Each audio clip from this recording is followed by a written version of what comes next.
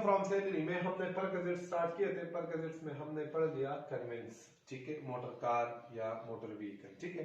आज हमारा second perquisite है और वो है अकोमोडेशन। अकोमोडेशन क्या होता है? अकोमोडेशन अगर एम्प्लॉयर अपने एम्प्लॉय को रहने के लिए घर दे दे कि जब तक आप मेरे एम्प्लॉय हो तो आप इस घर में रहें, मैं आपको घर प्रोवाइड करूंगा, तो अकोमोडेशन, ठीक है, घर, हाउस, रहने के लिए, इसको हम अकोमोडेशन कहते हैं।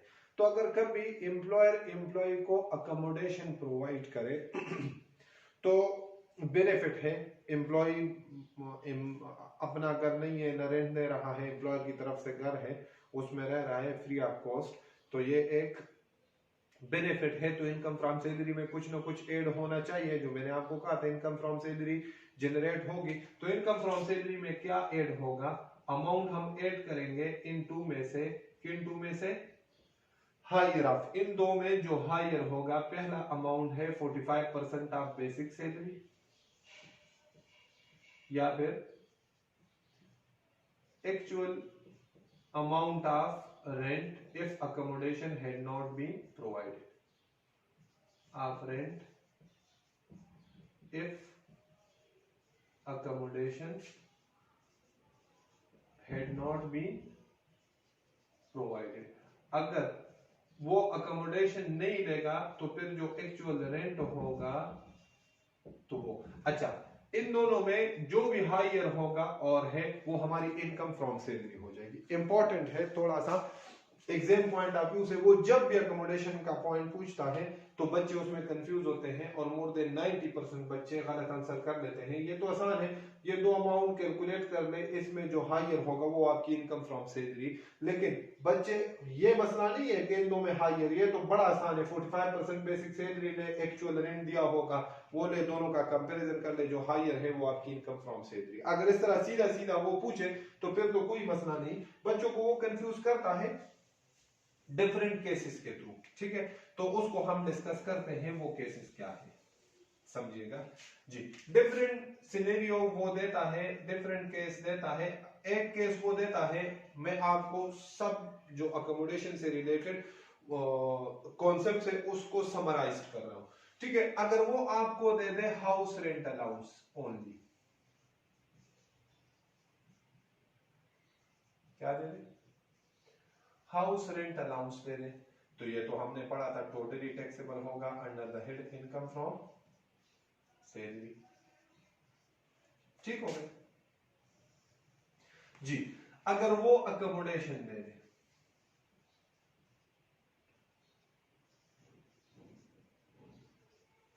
और अकोमोडेशन देते वक्त, अकोमोडेशन जब वो देता है तो इधर वो दो किस्म के सिनेरियो आपको बताए।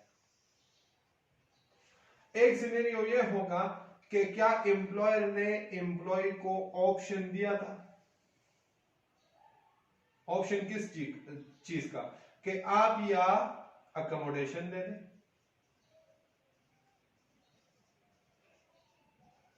या फिर इधर और है, या फिर मुझसे हाउस रेंट ले, मुझसे रेंट ले। जैसे कि फॉर एग्जांपल सीपी वाले अब्दुर्रहमान को कहें कि हम आपको हाउस रेंट अलाउंस देंगे, मुझे मिल रहा है टोटली टैक्सेबल, बात खत्म। मुझे अकोमोडेशन के पॉइंट पे आ गए, वो तो हमने पढ़ा था, वो तो अलाउंस में था, वो तो हमने पढ़ा था, उसमें तो कोई कॉन्सेप्ट इसके अलावा नहीं है। अकोमोडेशन, मुझे सीपी वाले कहते हैं, मेरी बात गौर से सुने, कि अब्दुर्रहमान आप हमारे एम्प्लॉय हो, ठीक है, हमारे परमानेंट फैकल्टी में हो, तो आपका हमारे साथ कॉन्ट्रैक्ट में हुआ था, एम्प्लॉयमेंट रिलेशनशिप में जब हम इंटर हुए थे तो हमने एग्री किया था कि घर हम आपको देंगे, अकोमोडेशन, रहने के लिए घर देंगे जब तक आप हमारे एम्प्लॉय हो, ठीक है। अब जब मुझे घर देने लगे हैं तो सीपी वाले मुझे ऑप्शन दे दे कि अब्दुर्रहमान आप तो यार G10 में घर है उसमें जाके रह ले, ठीक है, या फिर हम आपको ऑप्शन देते हैं हमसे पर मंथ इतना रेंट ले, अगर घर नहीं लेना तो हम आपको सैलरी में कैश में रेंट देंगे, ठीक हो गया। मतलब मुझे क्या दे दिया? ऑप्शन, ठीक हो गया। अब अगर ऑप्शन दे दिया तो ऑप्शन में अगर मैं अकोमोडेशन, मेरी चॉइस हूं, मैं अकोमोडेशन पे जाता हूं, तो वही वाला रूल लगेगा, higher of what 45% of basic salary, जो बेसिक सैलरी है उसका 45%, या फिर ये वाला रेंट, एक्चुअल रेंट। अगर मैं अकोमोडेशन ना देता तो मुझे कितना रेंट मिलता। इन दोनों में जो हायर होगा वो मेरी क्या हो जाएगी, इन दोनों में एक अमाउंट हायर होगा, वो मेरी इनकम फ्रॉम सैलरी में ऐड हो जाएगी। क्लियर। दूसरा ऑप्शन क्या है, अकोमोडेशन के केस में दूसरा ऑप्शन एम्प्लॉयर देता है कि इसमें एम्प्लॉय के पास ऑप्शन नहीं होती, नो ऑप्शन। कैसे, इसमें सिर्फ और सिर्फ वो देता है अकोमोडेशन।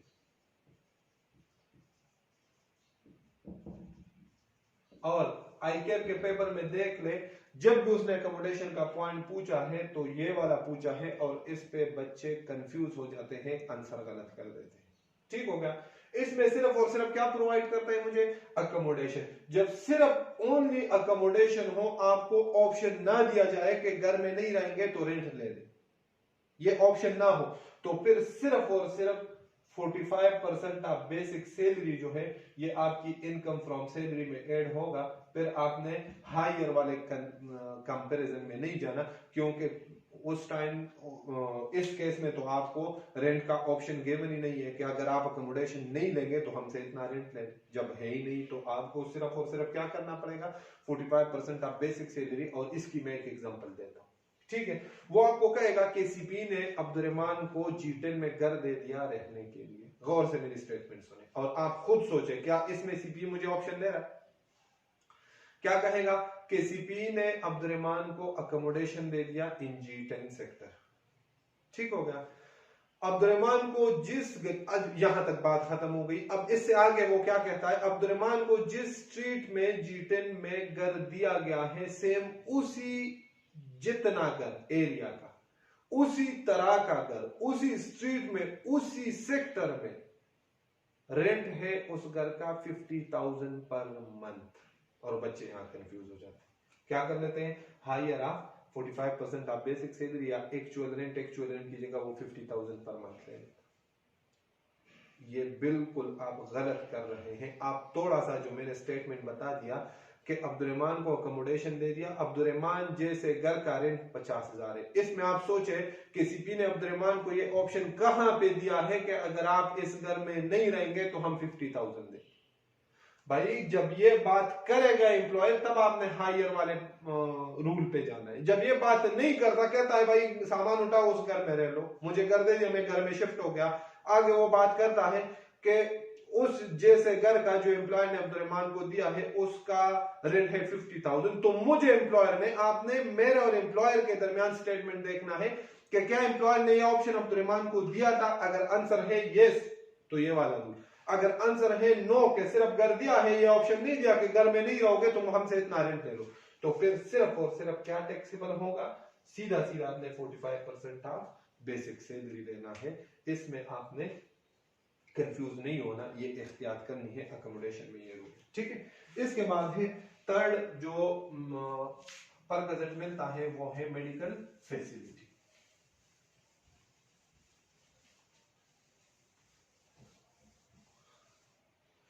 वो है मेडिकल फैसिलिटी।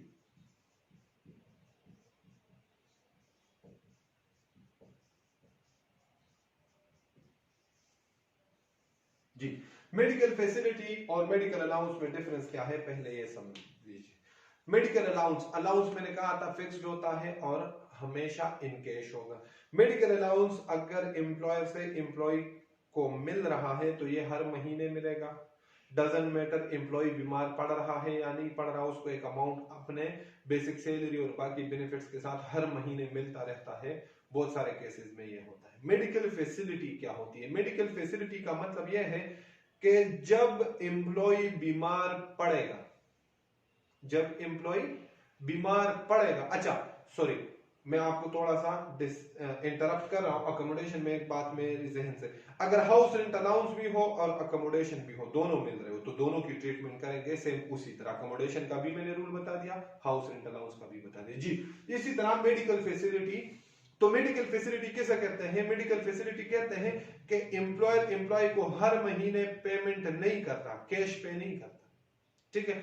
ये क्या होता है, ये जब कॉन्ट्रैक्ट में कि जब एम्प्लॉय बीमार पड़ जाएगा तो उसका इलाज एम्प्लॉयर करेगा। तो मेडिकल फैसिलिटी दो तरह के होते हैं, एक होती है under the contract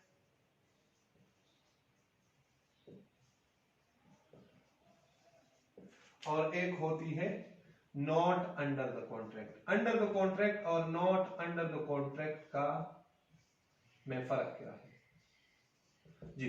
under the contract या अंडर द कॉन्ट्रैक्ट उसको कहते हैं कि जब एम्प्लॉयर और एम्प्लॉय का कॉन्ट्रैक्ट हो रहा था, एम्प्लॉयमेंट रिलेशनशिप में वो इंटर हो रहे थे, तो उस टाइम दोनों के दरमियान ये एग्री हुआ था कि जब भी आप या आपकी बीवी या आपके माँ बाप पेरेंट्स या आपके बच्चे इनमें से कोई बीमार पड़ेगा तो उसका इलाज कंपनी कराएगी। इसको कहते हैं अंडर द कॉन्ट्रैक्ट। इसकी जो है प्रैक्टिकल एग्जांपल इसकी है हमारे जो फोर्सेस है, आर्मी वगैरह आप देख ले, सीएमएच वगैरह इनके हॉस्पिटल है, इनमें इनको क्या मिलता है, फ्री ट्रीटमेंट इनके बच्चों का, इनके पेरेंट्स का और इनके स्पाउस का और इनका अपना खुद। नॉट अंडर द कॉन्ट्रैक्ट क्या होता है कि एम्प्लॉय ने इस तरह का कोई टर्म कंडीशन एम्प्लॉय के साथ डिसाइड ना किया हो कि आप बीमार पड़ोगे तो मैं इलाज कराऊंगा, और कभी एम्प्लॉय बीमार पड़ जाए और एम्प्लॉयर अच्छा इंसान हो, कहता है भाई इलाज पे जितना भी खर्चा आ जाए मुझे बता देना, मैं पे कर दूंगा। उसके बच्चे बीमार पड़ जाए, वो खुद बीमार पड़ जाए, उसकी बीवी बीमार पड़ जाए, उनके पेरेंट्स में, एम्प्लॉयर की ड्यूटी ना हो, रिस्पॉन्सिबिलिटी ना हो, बस सिर्फ और सिर्फ इसलिए पे कर देता है कि एम्प्लॉयर एक अच्छा इंसान है, उसने कहा मेरे एम्प्लॉय है, ठीक है, अपने पैसों में ये मैनेज नहीं कर सकता, मैं पे कर दूंगा। उसको कहते हैं नॉट अंडर कॉन्ट्रैक्ट। अगर मेडिकल फैसिलिटी एम्प्लॉयर से एम्प्लॉय को मिले और ये हो अंडर द कॉन्ट्रैक्ट, ये क्या हो अंडर द कॉन्ट्रैक्ट, तो जितना भी अमाउंट हो अंडर द कॉन्ट्रैक्ट वो क्या हो जाएगा, टोटली एग्जिट। ठीक हो गया। और नॉट अंडर द कॉन्ट्रैक्ट जो है, अगर इस तरह की मेडिकल फैसिलिटी प्रोवाइड की जाए तो फिर ये टैक्सेबल होगी टोटली। ठीक है। हाँ, इसमें जो है अंडर द कॉन्ट्रैक्ट में अमाउंट भी फिक्स हो सकती है, जैसे कि एम्प्लॉयर कहे कि आप बीमार पड़ेंगे, आपके पेरेंट्स, आपके बच्चे, आपकी बीवी या आप खुद, तो 10 लाख तक इलाज हमारी तरफ से होगा। 10 लाख से ऊपर चला जाए तो फिर वो हम मतलब 1 मिलियन पे करेंगे 10 लाख, तो फिर जितना अंडर द कॉन्ट्रैक्ट है वो एग्जेम्प्ट होगा, जो उससे ऊपर होगा वो नॉट अंडर द कॉन्ट्रैक्ट में आ जाएगा। फॉर एग्जाम्पल एक एम्प्लॉय के इलाज पे 12 लाख लगे, एम्प्लॉयर ने एग्री किया था 10 लाख, 12 लाख खर्च हुए तो 10 लाख एग्जेम्प्ट और 2 लाख टोटली टैक्सेबल। ठीक है, ये एहतियात करनी है। अच्छा, ये तो बात खत्म हो गई। अब अगर एम्प्लॉयर की तरफ से मेडिकल फैसिलिटी भी हो और मेडिकल अलाउंस भी हो, दोनों एक एम्प्लॉयर से, बात गौर से सुनिएगा, दोनों एक एम्प्लॉयर से मिल रहे हो, एक ही एम्प्लॉय को, सेम एम्प्लॉय को, एम्प्लॉयर भी सेम, एम्प्लॉय भी सेम। ये नहीं कि अब्दुर्रहमान 2 जगहों पे जॉब कर रहा है, एक से मेडिकल फैसिलिटी मिल रही है, दूसरे से मेडिकल अलाउंस, फिर नहीं, फिर ये रूल नहीं हो, फिर नॉर्मली आपने ट्रीट करना। फिर आपने देखना है इस एम्प्लॉयर की medical facility under the contract है या नॉट, उस तरह ट्रीट करना है। Medical allowance exempt up to 10% of basic salary. ठीक है, तो अगर एम्प्लॉयर से एम्प्लॉय को, सेम एम्प्लॉयर से, सीपी से अब्दुर्रहमान को मेडिकल अलाउंस भी मिल रहा हो और मेडिकल फैसिलिटी भी मिल रही हो, तो इसका मतलब यह हो जाएगा कि medical allowance plus medical facility plus medical allowance. तो फिर थोड़ा सा चेंज आएगा, लेकिन चेंज किस में आएगा, वो चेंज आएगा कि आपने देखना है कि medical allowance plus medical facility जो है, अगर अगर क्या हो, सॉरी, अगर मेडिकल अलाउंस और मेडिकल फैसिलिटी दोनों एक ही एम्प्लॉयर से एक ही एम्प्लॉय को मिल रहे हो और रिलेशनशिप ये वाला हो, ये कौन सा रिलेशनशिप बन जाए, मतलब medical facility under the contract हो प्लस मेडिकल अलाउंस हो, तो फिर ट्रीटमेंट क्या होगी, फिर ट्रीटमेंट ये होगी कि medical facility totally exempt, change नहीं आएगा जो था, लेकिन मेडिकल अलाउंस में चेंज आएगा, वो जो 10% की एग्जेम्पशन है वो खत्म हो जाएगी, मेडिकल अलाउंस अब टोटली टैक्सेबल हो। ठीक हो गया। और अगर medical facility not under the contract हो प्लस मेडिकल अलाउंस मिले, तो फिर कोई चेंज नहीं आएगा कैसे चेंज नहीं आएगा? मेडिकल अलाउंस एग्जेम्प्ट होगा up to 10% of basic salary, और medical facility not under the contract totally taxable. ठीक हो गया। चेंज सिर्फ कब आएगा? जब मेडिकल अलाउंस और मेडिकल फैसिलिटी दोनों हो, लेकिन मेडिकल फैसिलिटी कौन सी वाली हो? Under the contract. तो फिर ट्रीटमेंट में थोड़ा सा चेंज आ जाएगा। वो चेंज क्या होगा कि मेडिकल अलाउंस की जो एग्जेम्पशन थी 10% ऑफ बेसिक सैलरी, वो खत्म हो जाएगी। मेडिकल अलाउंस की अब जितनी भी अमाउंट होगी वो टोटली टैक्सेबल होगी under the head income from salary. ठीक हो गया।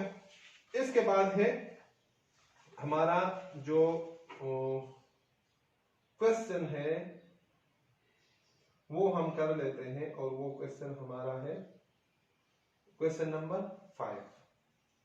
ठीक है, क्वेश्चन नंबर 5। ठीक है जी। क्वेश्चन नंबर 5 की रिक्वायरमेंट पढ़े आप।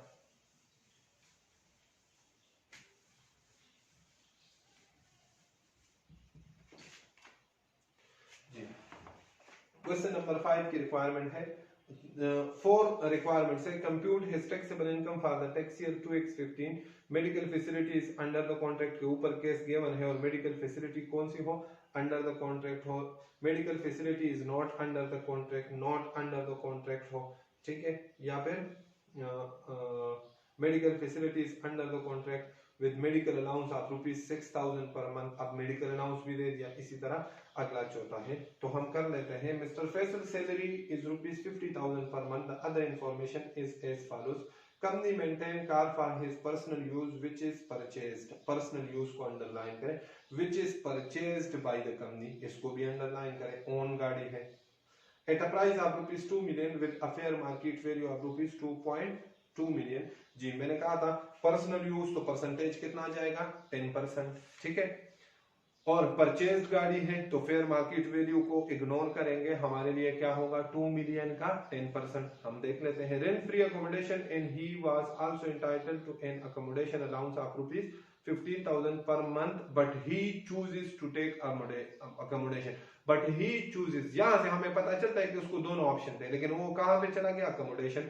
तो जब दोनों ऑप्शन हो और अकोमोडेशन पे चला जाए तो higher of 45% of basic salary और एक्चुअल रेंट, वो देख लेते हैं। Mister Faisal and his family was allowed to take medical treatment at any hospital.